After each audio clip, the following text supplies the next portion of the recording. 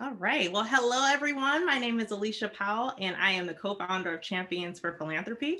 We are so excited to present today's event about how COVID-19 outbreak has impacted community relations and the sports industry, which is of particular interest to us here at Champions for Philanthropy. For those of you unfamiliar with Champions for Philanthropy, we work with professional athletes, entertainers, and influencers in the charitable space. Everything from helping them start up their nonprofit foundations, as well as to helping them manage their foundations. But because having a nonprofit isn't right for every athlete, we also help them with strategic partnerships, with charitable initiatives and programs, as well as other vehicles for their charitable giving. So we are excited for tonight's programming and would like, if you're interested in learning more about Champions for Philanthropy, please feel free to follow us on social media with the handle Champions for Philanthropy. Now I'll turn it over to our marketing and events intern, Mackenzie Krena. Thank you, Alicia, and thank you all for joining us today. I'm Mackenzie Krana, and I'm a junior from Fordham University, currently interning for Champions for Philanthropy.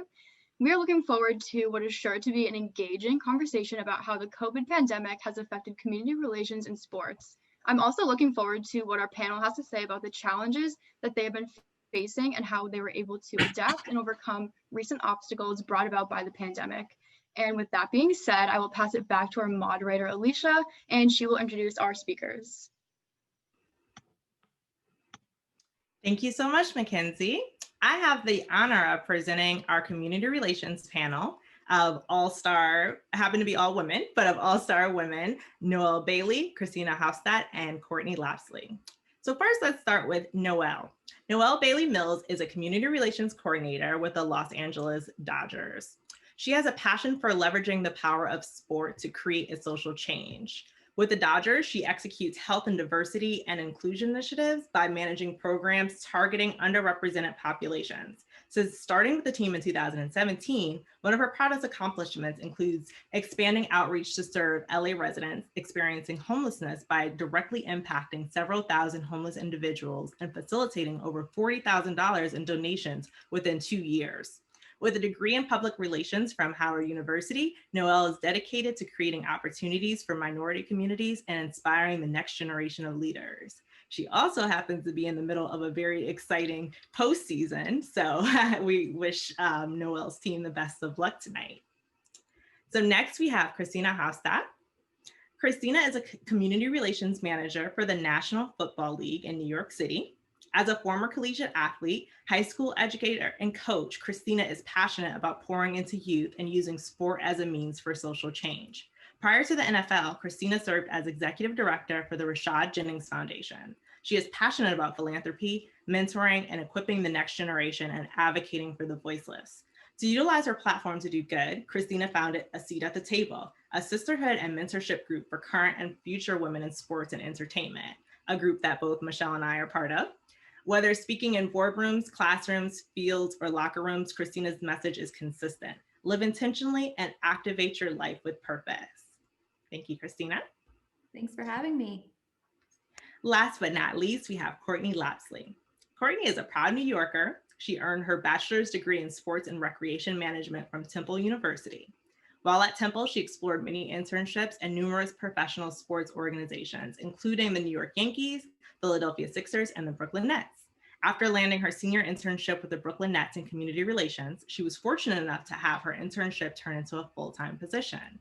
She spent 5 years in Brooklyn assisting with community programs for the Brooklyn Nets, New York Islanders, and Barclays Center. Following her time with Brooklyn, she transitioned to her current role as manager of community engagement with the Memphis Grizzlies, where she oversees all social responsibility programs and initiatives for players and employees, focusing around the areas of health and fitness, education, and service. We are so pleased to have you all here today. We cannot wait to hear what you have to say. And if anyone has any questions for the panelists throughout the event, please feel free to ask them in the chat, and we will open up towards Q&A at the end. All right, let's get started. So can you all describe a typical day in your career prior to the COVID pandemic and explain what has changed in your life from day to day since then? So we'll start with you, Noelle. Yeah, so I mean, things have obviously changed so much. Like for one, it's super weird, like being on the opposite end of a panel because we're doing pretty much everything. Well, just about everything is digital for us. At this time in the season, we would either be playing, knock on wood. So last year we weren't. 2 years before we were in the postseason. So typically, like a day would involve doing a lot of pregame ceremonies for us. Also working directly with MLB to execute a lot of postseason initiatives. So like Stand Up to Cancer. I don't know if everyone has been watching the games, but they do like a Stand Up to Cancer placard moment, which is something that I would help coordinate. We do like the huge flag ceremony where we have the giant flag in the middle of the field. So that's something that I would also be working on. But now all of our things are virtual. Like recently, we just hosted a virtual panel for our Dodgers alumni players who did a panel for individuals living in different senior homes throughout LA. So a lot of events that look very similar to this, but yeah, it's changed quite a lot. And obviously, I'm sure as you ladies know, like we have to get very creative with a lot of the work that we're doing. So. Yeah, absolutely. Courtney, what about you on the basketball side?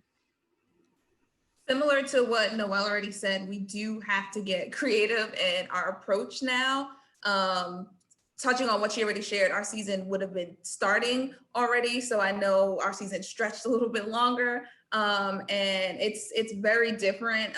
For a long time, we weren't able to do any activations just because everything kind of stopped rather abruptly. And it was more, and students didn't have the technology that they needed as far as the digital divide goes, and the school district getting the students the laptops that they need. So a lot of programming really was on hold. But we found a way to kind of push through that, really supporting the needs of our community, but it has changed drastically, to say the least, and it really forces us to have to adjust every step of the way now. Yeah. And Christina, on the league side, what was a day-to-day like for you previously, and how has COVID impacted that? Life is so different now. It's insane. So we obviously had season wrapped up, a great last season in Miami for Super Bowl. And prior to, so just like a very brief overview of my job, every team, all 32 teams give back in different ways. But from a league level, we have 3 consistent initiatives that go across all 32. So that's Play 60, Crucial Catch, and Salute to Service, and Walter Payton NFL Man of the Year. So my initiatives that I manage from a day-to-day are Crucial Catch, which is the cancer platform, and then Walter Payton NFL Man of the Year. So during season and in the off season per se, we're wrapped up with that. The league office is here in New York City. So obviously going back and forth on the road, games, travel, Pro Bowl, Super Bowl. And then we were actually in Louisiana and New Orleans for our community relations meetings in March. And I had planned a week of vacation after obviously wrapped up the season to go home to Florida. And when I went there, my boss called and said, stay put. And so we had, and I'll get into this a little later, but obviously a day-to-day managing those initiatives was like normal as everyone else on this panel. And then COVID hit, and we were obviously working from home and had a draft that we were planning for 2 years to be in Las Vegas to completely go virtual, which we didn't even know was possible, to be honest. But I'll talk about that later. I won't spoil it. But now we're back in the office. We go in a couple days a week and rotate with other colleagues. So just getting adjusted to working from home a few days a week, but then also being able to see my team 2 days a week has been really cool. But I'm not going to lie, I'm getting used to working from home. So it's been an adjustment. Yeah, I think we all got spoiled a little bit by being at home, but I think a lot of us are transitioning back. What about you ladies, Noelle and Courtney? Are you all still working from home, or have the offices opened back up? I'm literally in my kitchen right now, hence why I have this like cool background. But no, so actually our stadium in LA County is being really, really strict with all of the COVID guidelines. So even to go to the stadium, I was there a couple of days ago because we did a bat and ball set giveaway, but like you have to get clearance from security. They're doing COVID checks. So I'd say like 95% of our front office is working from home still. And we're just about the same in Memphis. We still have the capability to work from home and can go in the office as we need to, but as cases are spiking and not spiking down, they're just kind of all over. Our administrative has been really good as far as keeping us informed and being transparent and keeping us safe. So we've all been working from home. And you all touched on what initiatives you generally work on. Have you found that the initiatives had to shift with and pivot because of COVID, or have you all stayed true to what you generally work on in terms of your focus area? We can start with I can jump in. Typically, a good chunk of my role is kind of like 50% focusing on our health programs, and then the other half is diversity and inclusion initiatives. So surprisingly and kind of unsurprisingly with COVID, it's pivoted away from like our specific, we have like a breast cancer awareness initiative, we do childhood cancer, but a lot of our focus has been on specifically COVID relief and working with like our hospital partner. And then from the diversity and inclusion standpoint, all of that work is going towards social justice. So I feel like the role has changed a little bit, but it's more just like there's a lot of emphasis on what's currently going on.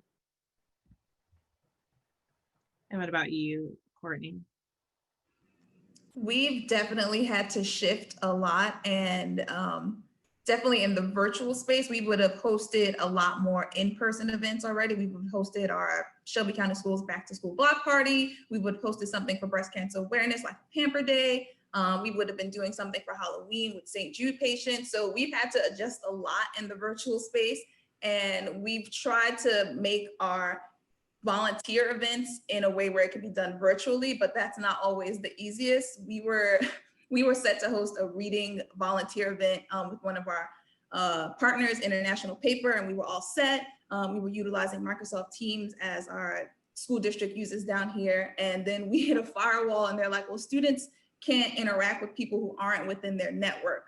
So we found that out the hard way as we were about to start an event. So it's a little bit more hurdles in the virtual space, and we learn a little bit more each time that we do have an event, but we're able to make those adjustments. So for our breast cancer awareness, we've actually sent pampered kits to the survivors, and then we'll highlight it on social media. So we found a way to kind of host a lot of that programming virtually, like our Grizz Fed boot camps.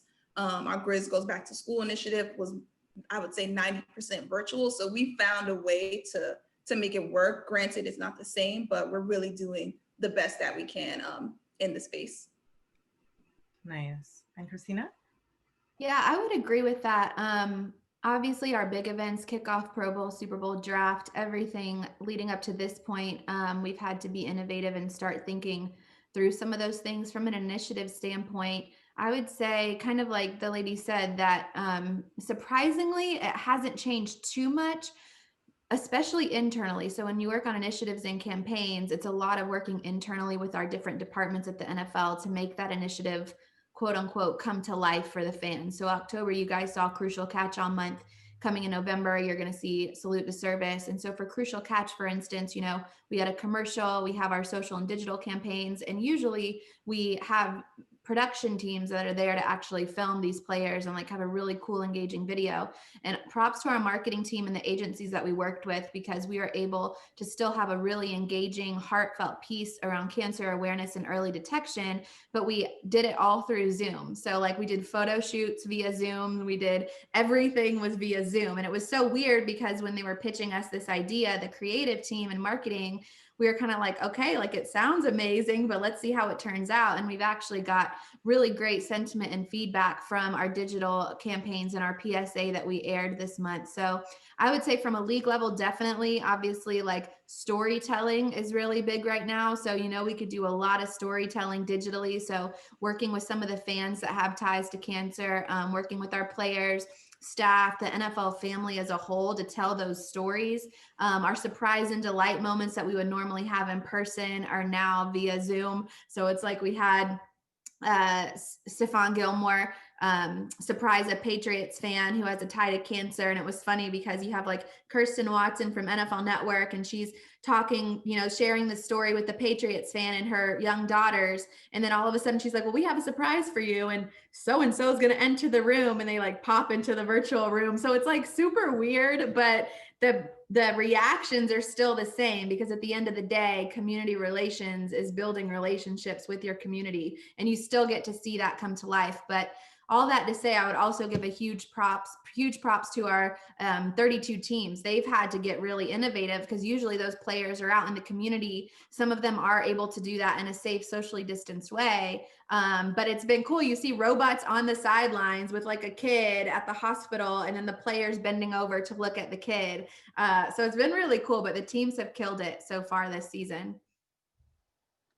Yes, definitely very impressive. Everyone had to pivot and they had to do so quickly. So it's nice to see how everyone was able to shift. What was the first event that was impacted for each of you because of the COVID pandemic, and how did you adapt?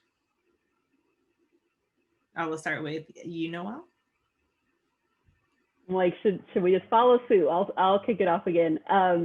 The first event that I had affected was Jackie Robinson Day. So obviously for the Dodgers, that's a huge event for us. And throughout MLB, Jackie Robinson Day, just for context, every player wears the number 42. So with the games being canceled, none of that happened. Luckily, we rescheduled Jackie Robinson Day. So I think this really speaks to getting creative. So we totally changed Jackie Robinson Day. We didn't involve our players. We actually highlighted the Black employees in our Dodgers front office, and we did a panel for HBCU students. So I just think, kind of like, to me, the positive of COVID, if we're looking for one right now, is that we're able to kind of tap into things and highlight individuals that probably don't get as much shine as they typically would have in the past. So yeah, Jackie Robinson Day, we switched it up. We did an event with my alma mater, Howard University, Hampton University, and then we did Spelman, Morehouse, and North Carolina A&T. So those are groups that we also have never worked with before. So it was just I think a positive for us to be able to work with different groups. Yeah, you try to find the silver lining if there is one with the pandemic, but definitely being able to bring together groups that you wouldn't normally be able to do. Instead of things being so localized, you're able to bring it on a more national scale. So that definitely is a silver lining. We're just going to change the order a little bit. Christina, what about you? The first event. I wasn't ready. I was thinking she was next. Okay, sorry. Yeah, so the first event was NFL Draft. So like I said earlier, we are ready for 2 years. Our events team is super boots on the ground, back and forth from whoever the host team is. And we were really excited to go to Vegas because obviously we haven't been there, the new stadium and all of that and everything that was planned. And then 6 weeks before we were supposed to go, commissioner said, we're still going to do it. We're going to go virtual. And to be honest, I think all of us were kind of like, there's no way. There's no way. And that is something that our leadership, our EVPs, they really do believe. One of our morals, or values, should I say, is thinking big and thinking outside of the box. And so we worked internally with teams that we've never worked with before. We were working with producers, with network, with marketing, social, like literally all of these people on chains multiple times a day, on Zoom calls multiple times a day, to figure out how exactly we were going to make a virtual draft fully work. And on top of that, we also had a live stream with celebrities coming in simultaneously. So we had our own war room set up at our apartment or at our house when I was in Florida. And it was literally like one screen was the Zoom. Another screen was if I got emails. I have my text in case a celebrity couldn't get into the Zoom room. And then you have the actual TV hoping that everything they're doing on their computers are getting up on the screen.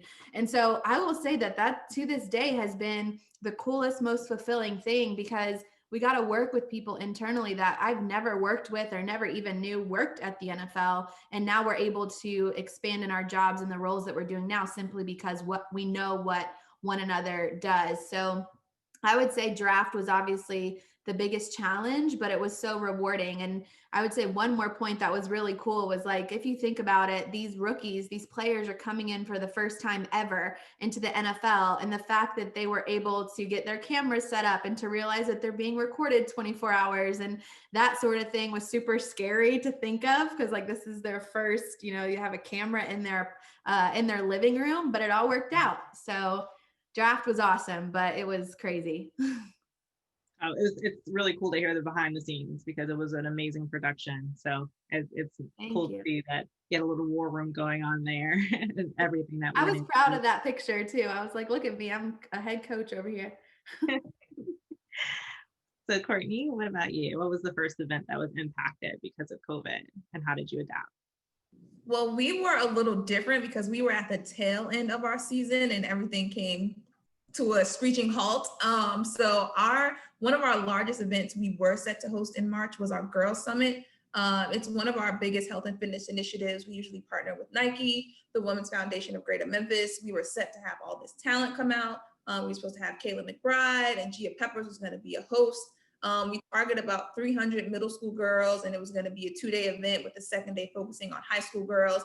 And we really make sure that they're participating in a wide range of sports, different sports, and exposing them to participating in more sports. And at that time, we had to postpone it just because it was early in March and we didn't know how severe COVID was at that time. We just figured, oh, we'll push it back. And then it was like, no, this isn't going to get to happen at all. So we unfortunately didn't get to have one of our premier events.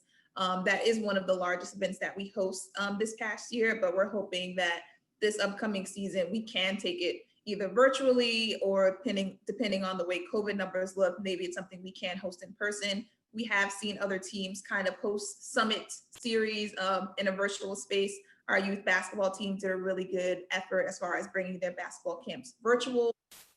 So there are adjustments that we're looking to make going forward, but that was one of the biggest we're looking to have that was canceled at that time. So what would you say is the biggest challenge that the pandemic has brought to your job? And Courtney, we'll start with you. For us, I would say the biggest challenge is just being adjustable. There are a lot of needs here in Memphis, a lot of people living under the poverty line or right at the poverty line. So very early on into COVID, we created the Memphis Community Foundation Fund where people can receive funds that they needed and resources. We have a really great relationship with our school district and we have a lot of conversations with them just to understand the needs. Education is really important. As we understand, third grade literacy is a really key level where students either proceed or they kind of fall behind. So we have a really great working relationship with our school district and understanding the needs of our scholars. Now that all of our students do have laptops and devices that they need, we're able to interact with them and engage with them in the virtual space, but it is a challenge every step of the way. I know a lot of our programs are not operating at the same capacity that they were just because students, what they're calling now is Zoom fatigue. Both coworkers and students are experiencing that because they're looking at a screen all day. So we're having to get really creative with how we're implementing our program. It can't look and feel the same way that it would in person because it just doesn't work the same way in the virtual space. So we really just have to be able to adapt and really get more creative. So I think being creative in the virtual space is the hardest part. Even meetings, I've had to get creative. We had like COVID fashion shows. I know some departments do like Wacky Hat Wednesday. So even in the corporate space, we're finding new ways to get creative with each other. And definitely we're transcending that into our programs as well. Nice. And Christina? I would say, so as all of you guys know, when you work in philanthropy and community relations, something that truly sets us apart and those that work in the industry is that true investment into a community, into a need. Like Courtney said, it takes intentionality. And so for us, one thing that we really love at the NFL, we're only a team of 4 in community relations. And we always challenge each other. Like if I'm talking to my boss or if I'm talking to my colleague and I'm like, oh, but last year we did this. Like, we're not allowed to say, but last year, because we never want to rinse and repeat. We always want to refresh, meet the need that's there today, and just make it, like Courtney said, more creative. And so for us, and for me specifically, I'm a visionary by heart. I live next to a whiteboard. I have one in my room. Like, I just love to brainstorm and to ideate and to create. And so just like Courtney said, I think creativity has taken a whole nother level of intentionality, because where I used to be able to pull 3 of the girls from the NFL into our conference room right down the hall at work. Now it's like, do we really want to schedule another Zoom because I'm sick of looking at the camera, or like just trying to brainstorm? Like oh my gosh. Anyway, I'm not even gonna get into it, but we did this, I'm not even gonna say the software. It was interesting. I actually thought it was cool, but I'm just sick of looking at a screen, and it was this brainstorm thing. And like, you just see all these ideas going across the board into like 5 different virtual whiteboards. And you just don't get a lot done when you're not in person. And I actually like working from home, and I'm saying that. So I would say the biggest challenge is just being intentional with the investment that we're making into our creativity, and trying to make things fresh for this year, and things that we've never done before, just like in years past, but we have to do it in this new setting. So I think that would be ours. Thank you. And Noelle? I think for us, prioritizing is challenging just because there's so many people affected by this pandemic. And we've really been trying to emphasize supporting first responders and frontline heroes. So that could, obviously, as we've all seen, that's so many different people. So are we supporting UCLA Health, who is our hospital partner, and working with doctors and nurses? So at the beginning, we did like pizzas so that we sent to them. And then we were working with teachers and doing like books for kids and things like that. And then now, in California or in LA, we're seeing like wildfires. So firefighters are getting kind of like a double whammy of having to support like paramedics for COVID related things, but then also now like fighting wildfires. So we're literally trying to pivot and change. It feels like every week we're literally like, okay, who are we supporting now? What funds do we have available? And how can we, I guess, really be impactful with our support as well? So I think, like Christina was saying, when you're doing a digital event, I feel like sometimes it can only go so far. You know, like when you're doing an event with kids, especially digitally, you can literally see the kids like trailing off or like losing their train of thought. So I feel like just getting creative and figuring out, okay, well, if we're trying to work with teachers, how are we going to help them out reaching their students? And again, with like first responders, firefighters, how are we just going to be impactful? So I think what our team has really been trying to do is prioritize and be more proactive than we are responsive to things as they happen. Yeah, I think prioritizing has just, for nonprofits in general, it's been very difficult for corporations, for nonprofits, for individual givers, because there's so many people in need right now. So I think figuring out how to prioritize has definitely been an issue, and just something that everyone is grappling with. So thank you for touching on that. What have you guys seen as the most creative ways that your departments have been able to shift during this time?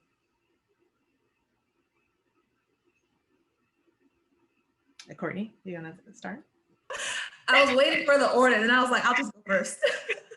I think that they've been creative in the sense that I have a really great team working with us, and they've been creative as far as trying to find resources and what we call best practices and seeing what other teams are doing, even with it outside of the NBA. So they've really tried to outsource and see what's out there, what's trending now.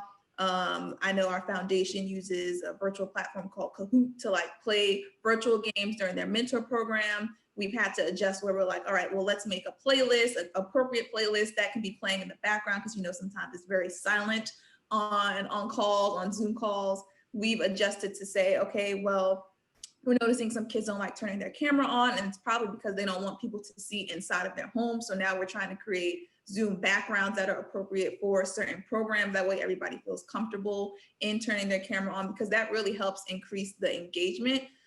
So we've really just had to get creative in that space. I know our Scholars program was playing a virtual escape room for one of their programs. So again, it's just as far as doing the research on what's out there and trying to find ways to implement it into our programs, and then understanding that things are not going to go as planned. As much technology as we have, there is a lot of hurdles in the virtual space. So we just have to be able to be adjustable in the Zoom space.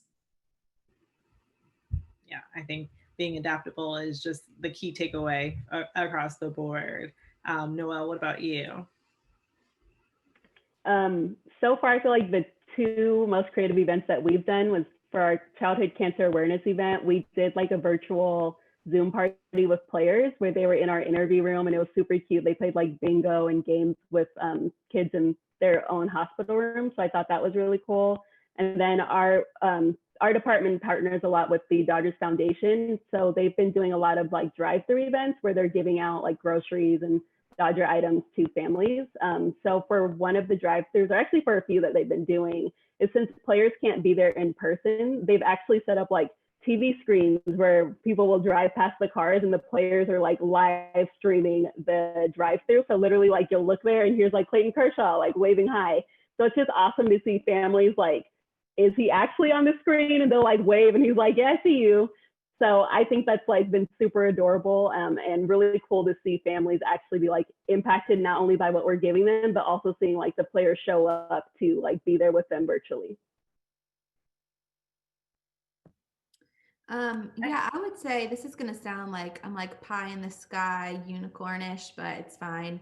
I would say one of the coolest things that I've seen that's come out of this from my team, from the league, two things: a shift in perspective on a lot of different issues, from key leadership and people within the organization, and people placing people over position, over projects, over anything that we're working on. I think when we work in a team or a league or in the sports and entertainment industry in general, it could be very transactional sometimes, instead of relational. And when you work in community relations, the thing that sets us apart as people that work in philanthropy and have a heart for it is that we truly exude that we exude that we care about people over if the project goes well. Is the person okay? And I think like even when we start our meetings, it's like people don't just jump right into like, oh, this is our notes from last time. Those were the takeaways. Did we get it done? What are we doing next? It's more of like, how are you? And it sounds silly, but it really helps with the company morale. It helps with the team morale and what we're doing. And it shows that people care about one another first. And I think, what's that saying? We say it all the time, but like people don't care how much you know until they know how much you care. Similar to that, like that is something really beautiful that's come out of the pandemic. I think just working in a corporate setting is I think people are starting to slow down a little bit and realizing that if we wanted to get anything done, especially right now, we need to worry about other people's mental health. We need to ask how they're doing in every area, whether it's relationally or with their professional lives and work. And so I think that's just something that I've seen that I've been really grateful for. Not that we didn't do it before, but we've done it a whole lot better now, that's for sure. And I think even fans can see that to an extent. So that's a good thing that's come out of the pandemic. That's so true and such a good point. And that's a great segue to the next question. We all work in the sport philanthropy space. And how have you seen the sports community as a whole really step up during the pandemic? And was it expected, or are they going above and beyond what you thought the sports community would do? Noelle? Mixing it up, I'm like, I feel like for me, I think the players' reactions to everything, just not even in baseball, but like NFL, NBA, I feel like did a really great job at just addressing the times. For us, again, like I said, we've been partnering with the Dodgers Foundation for COVID relief. And then after really once all of like the social injustice issues kind of stemmed, we said, okay, in addition to COVID support, we're also going to support different organizations that are supporting like social justice work. So with that, like community relations and foundation, we announced that. And then just out of the blue, our players said, well, we're going to match like whatever funds that you guys are doing, which is something that we didn't expect. But I think stuff like that just really kind of like, it speaks to the character of people. And I think kind of, Christina, you touched on this, but like times like this, you really see who people are. So I feel like that just really, it was super unexpected, but also just it's just good to know that like you're part of an organization where there's a lot of good people, like not only off the field, but on the field as well. And Christina, what about you?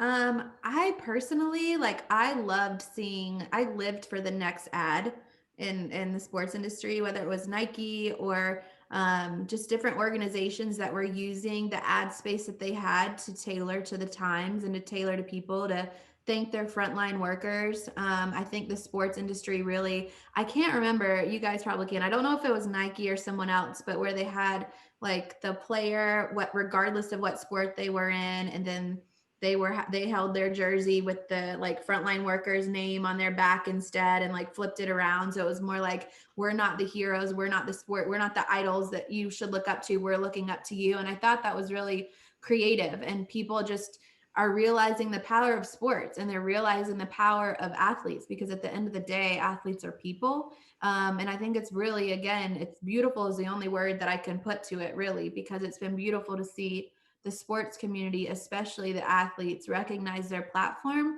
And they already knew they had their platform, but maybe it's more so other people realizing, and fans and people in the industry realizing the platform and the power that they have when they use their platform for good, and when they have courage to do that. And I think that people are starting to listen, which is amazing. And this year's been really challenging on so many different fronts. Emotionally, I've been shot for 6 months. It's been draining, but I know it's been necessary. And I'm hopeful. So that's I just like to see how the sports and entertainment industry use their platforms to really do good, and to not just do it. I would hope not.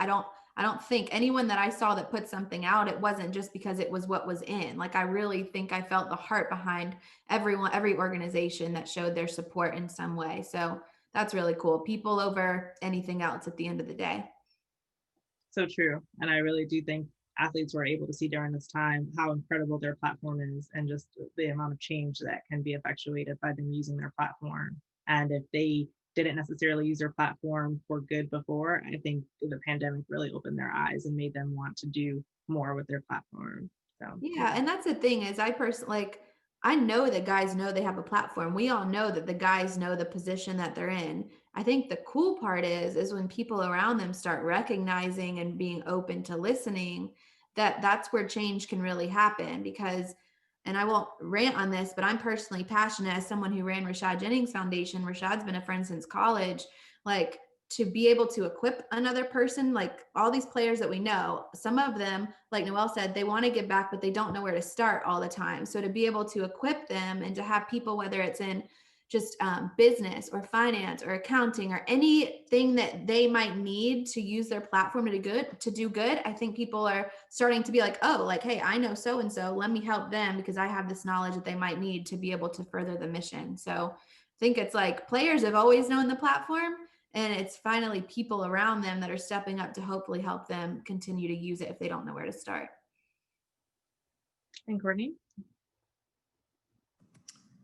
Just adding on to what Christina shared, I like the piece where she said people over everything. I think that is the biggest thing. And also to her point, sometimes they do need a little guidance, but we have a really great team here, including our players, our coaches, our front office, our president of business basketball operations. They've been great this whole time. We've had players supporting locally, players supporting their hometowns. We've been really good they've been really great as far as doing what was expected, and then trying to find ways to weave into other elements, whether it's virtually, whether it's, well, I can't support in person, but what about this? So they've really been using their resources and their networks to really go above and beyond, as well as our employees. Our employees have been volunteering. We've done a few in-person events and virtual events in the space, of course, and we've adjusted with everything along the way. We've gone from COVID support to social justice. We had some social justice panels. Our biggest push right now is our Grizz Votes voter education initiative. So that is one of the biggest things happening for us right now. So I would say we've done what's expected and really have managed with the times accordingly as the narrative has shifted every step of the way. So you guys touched on it briefly about some positive changes that you've seen during this time, but is there one thing in particular that you'd like to carry with you post-pandemic that you've had to adjust to during the pandemic? And Noelle, we'll start with you. Yeah, no, I love that question, just because, again, I just feel like I was just watching church with my husband like a few hours ago, and something that I feel like is just such a common theme right now is the fact that like everything that's happened has happened for a reason. So I feel like there's just been a lot of things that have come up from COVID that we can really take, God willing, into 2021. Like, I feel like everyone's just like hoping that this will turn around in January. But I just feel like for me, again, I always come back to like the social justice piece, but I just feel like it's really important because it's something that we've all known has been going on, but it really hasn't come to light until recently. And something that I really appreciate that our team, and really I think probably every team in every league has done, is said, okay, we acknowledge that there's a problem, and moving forward, this is how we're going to change it. And I don't think that conversation would have happened prior to COVID and prior to everyone just being quarantined and at home, and you have nothing else to do but pay attention. So like for the Dodgers, and if I want to get like specific, we've started like employee resource groups. So like I'm co-lead for our Black Action Network for our Black employees. So just providing like resources for everyone, just to be like supportive. But on top of that, like we're starting a mentorship program. We're starting like social justice curriculums and just doing all this different outreach with a very strategic and like thoughtful lens that I think we might not have done before. So that's what I'm excited for as we kind of like move forward. And I'm just happy to take those things with me. Nice. And Christina? Yeah, so I think there's two things. One is the power of the pause. I feel like we just go and run ourselves ragged sometimes. And I was able to go home for 6 months to be with my grandmother, my parents, and my sister. And that's time that I would never have. And so also just like scheduling 30-minute calls with people that were in my phone that I hadn't talked to in like 6 years. I'm like, I need to keep this up. Like these are like my day ones, like I need to talk to them. So I would say the power of the pause and recognizing just how amazing it is to be able to realize that we have a life outside of our jobs. And number two, I really recognize the need and the power of community. So it's like super crazy because we work in community relations. And then I realized over quarantine, I don't have a lot of community up here in New York. Like all my friends are at work. And so I love them. But at the end of the day, like there's so much power that could happen in community. And the last thing that anyone wants to do, whether in this industry or in another industry or just as a person, is to become isolated. And so that's just not good for mental health in general. So I think outside of the NFL, over COVID, I started a seat at the table for women in sports and entertainment that you guys know about. And it's been cool. Like I'm seeing all these people, nobody even knows each other when we get on this table call, which has been beautiful. And then we end up having conversations. So just keeping that up and being intentional about creating community that we want to see and building tables that maybe we haven't seen in the past that have been fully diverse and inclusive. And now they are. If you don't see it, build it. So I'm excited to see the power of the pause and the power of intentional community in my personal and professional life after all this is over, which I hope is soon. So true, and such good words of wisdom. Courtney? Echoing off of what Christina shared, we have like the same vision here.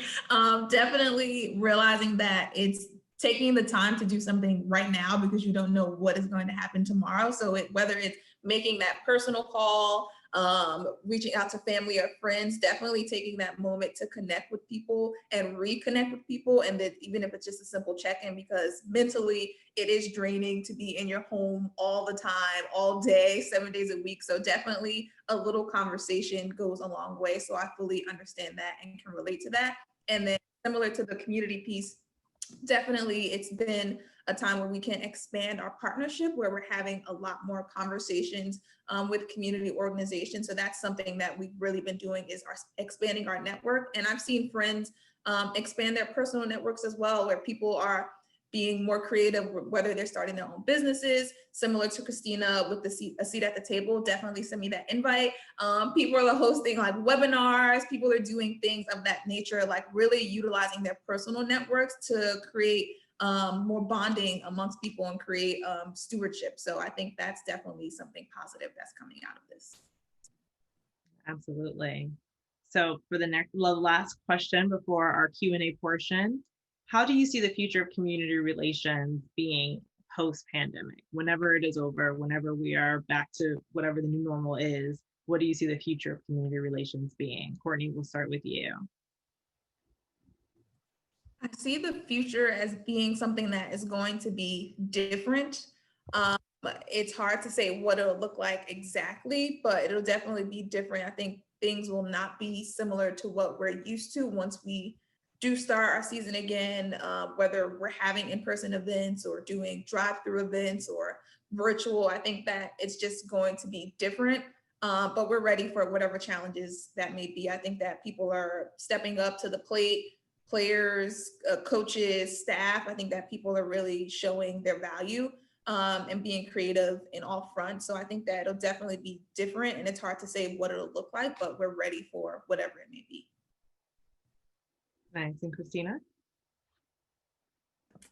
Yeah, I would say the future of community relations, obviously the creativity, like there's no reason that our community relations the next couple years isn't like amazing, because just the fact that we've had to be so creative by being virtual, we're all gonna never take for granted ever again running around and our feet killing us in the field.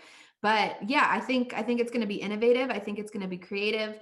The really cool thing that I'm seeing is the shift of just seeing different departments, companies, again, regardless of if you work at a team, a league, a players foundation, in sports and entertainment, whatever it might be, everyone is starting to realize and hone in on how important corporate social responsibility is, community relations is, philanthropy is, and it's becoming a staple of every organization. And I think like if someone's ignored the last 6 or 7 months and they don't think that philanthropy is important, I don't even know what to say, because I think every single person has had to pause and say, wow, what are we doing to help these people that are either have COVID and going through it, are frontline workers, social justice related issues, whatever it is. Like, you literally can't turn a blind eye to philanthropy. And I'm excited to see that hopefully it doesn't take another pandemic for people to realize how important doing good is at the end of the day. And it sounds again like unicorns and motivational talk, but it's real life and it's true. And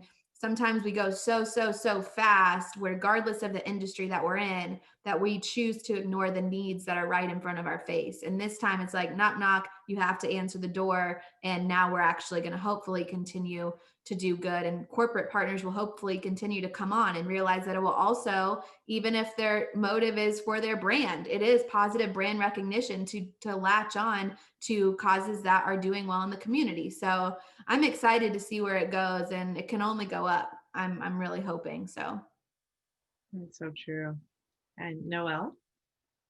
It's funny, like I just had a Mean Girls moment, like, you know, in at the end where she says like the limit does not exist. Like that's literally like how I feel moving forward. I think again, like virtually you can just reach so many more people now. Like before we were only talking and doing events with the LA community, and like Jackie Robinson Day this year, we were doing an event with 5 different colleges in multiple states.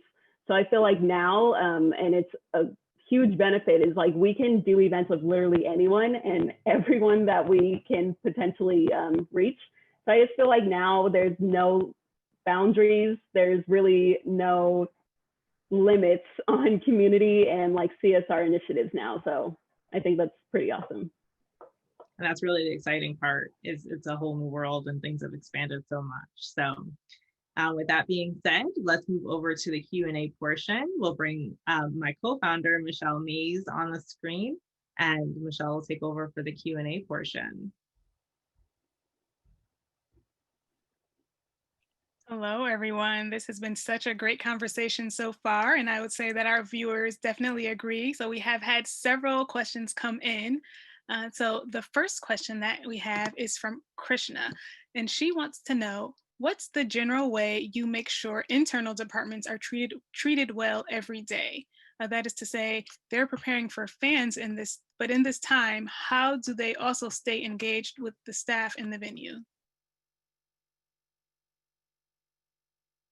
I can touch on that a little bit. I know our HR department now has really been reaching out to community a lot. We do quite a few employee engagement opportunities, whether it's like volunteering. So we've been doing things there like virtually.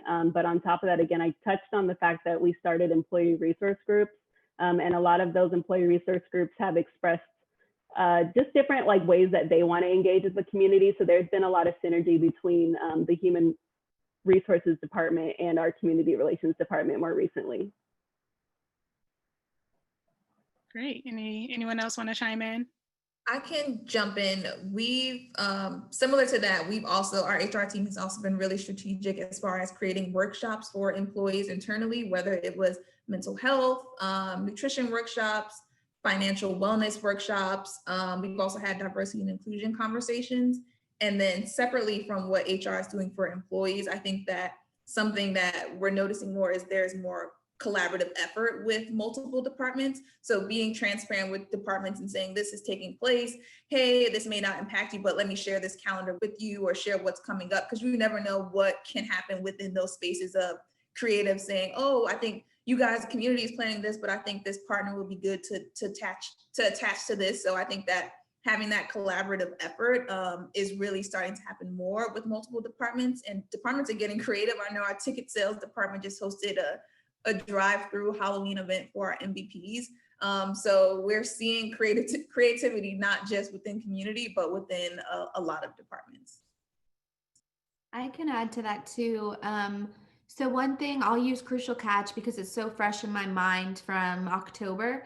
But one thing that I do, and sometimes it's like, it's awkward because I feel like when you work in community relations, like people in a good way, they look at you and they're like, oh, there she goes, like putting up flyers about whatever in the cafe at work, or, you know, like she's always in a good mood or whatever it might be. She's always doing good. And so it's sometimes uncomfortable to say these things, but something that I did this year and last year that has been really cool is, like, let's say I have a meeting with NFL Network or with our social team, our marketing team, finance or legal, like stuff that you wouldn't think that they would be super involved, the latter, especially like accounting and finance, government affairs, that sort of thing. If any of them are involved in any way, and let's say we have everyone in a room, or maybe it's just community relations and them, I'll always start the meeting with saying, guys, just want to let you know that if we can effectively do this and we can accomplish this by XYZ date, then you're going to provide 100,000 screenings in so-and-so market this year, or 32 markets are going to get lung cancer grants this year. And that's the number one need because people are dying, or Black women are dying at a higher rate than any other woman in America from breast cancer because they don't have access to this care in this community. So it's like always trying to let people know that the work that they sometimes look at as ordinary because they're behind the scenes doing the stuff that never gets any kind of credit, and then you see it on the screen and then that's it. You're really saying, like, I see you, I acknowledge your work, I love your work, and quite frankly, we need you to do well at this in order for this impact to happen. And so it's been really cool because I've been on email chains where people are literally like, oh my gosh, like, did you see all the awareness or the buzz that was generated on TikTok, or 1.7 billion viewers on this new Crucial Cat show for kids? Look at the next generation. And that's something where it could just be like, oh, check the box. But instead they're like, wow, now all these kids know about cancer awareness and this is going to happen. So I would just say, get over the awkwardness I've had to of feeling like you're pie in the sky all the time, and just be like, hey guys, I'm going to be the encouraging one today. This is what your work is doing. And they actually appreciate it. And it's cool to watch them come out of their bubble and their shell, and they feel like they're a part of something greater than themselves. Wonderful. Our next question is from Emily, who wants to know, what new or unexpected partnerships did your team or league forge to help support pandemic health, housing, economic, and educational response?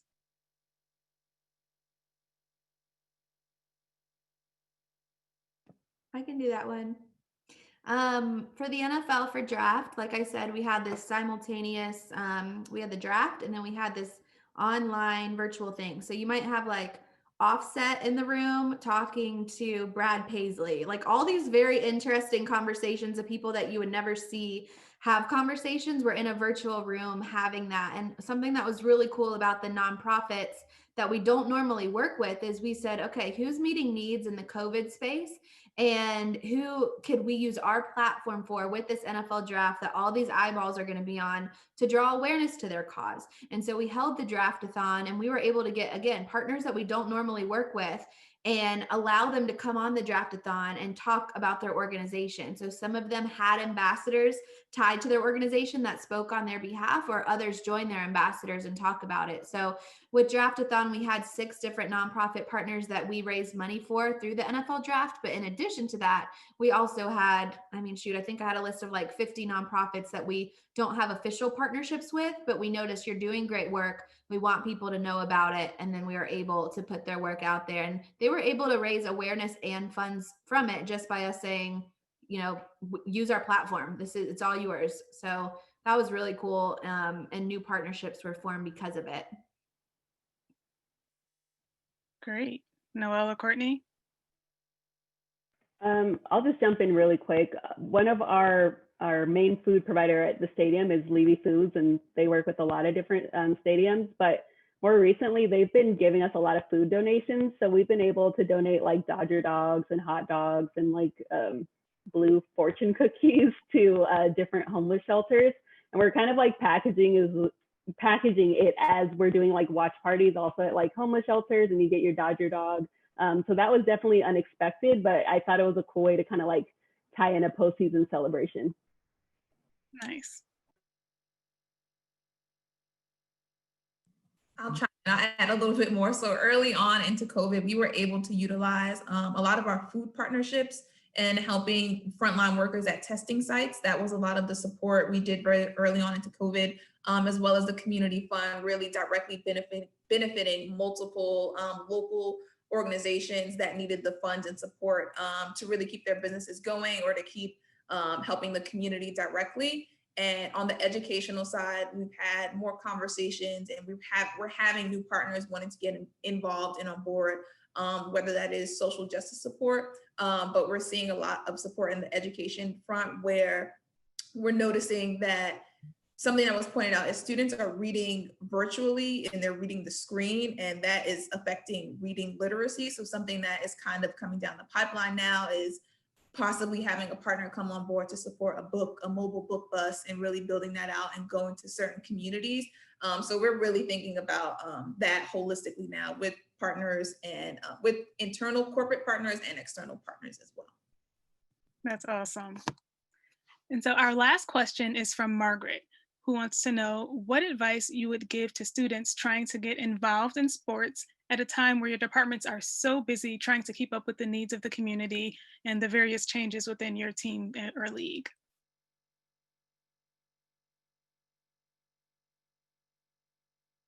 Noelle, do you want to start? I'm really sorry. I just had someone send me an email, so I did zone out for a second. Sorry, the game starts in literally like 10 minutes, so I'm getting like all of these emails right now, and I'm like, Sorry, I'll repeat the question. What advice would you give to students trying to get involved in sports at a time where your departments are so busy trying to keep up with the needs of the community and the changes within the team and league? Okay, cool, got it. I feel like I get that question fairly often, and something that I always recommend that anyone working in sports joins is WISE. I don't know if you guys are all members. It stands for Women in Sports and Entertainment, events. But it's a really good organization because I feel like it's super tailored and very specific to anyone trying to work in sports, and they're open to students joining. So I definitely recommend that.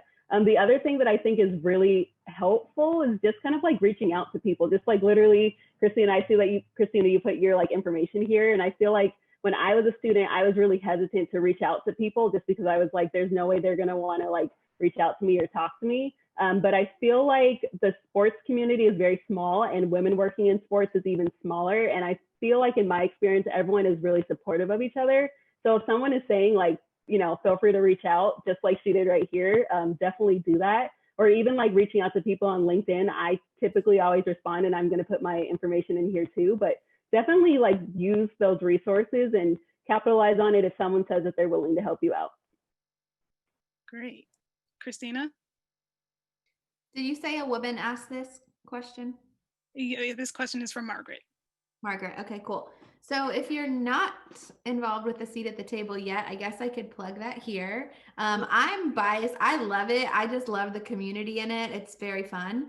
But we have, it used to be calls once a week, but now it's once a month with our schedules. But we bring in someone from the industry every single week. And not only do you get to listen to someone speak and ask questions and do Q&A, but you also really get to connect offline with people, whether it's through the LinkedIn group and meeting people that are in there, or through the Instagram account, whatever it might be. We always have opportunities for you to come to the table. And I would say outside of something like a seat at the table or WISE, just be patient. And I know you're like, oh my gosh, I cannot be patient anymore, because I get it. But again, pie in the sky, but I'm speaking out of personal experience. I'm 32 now.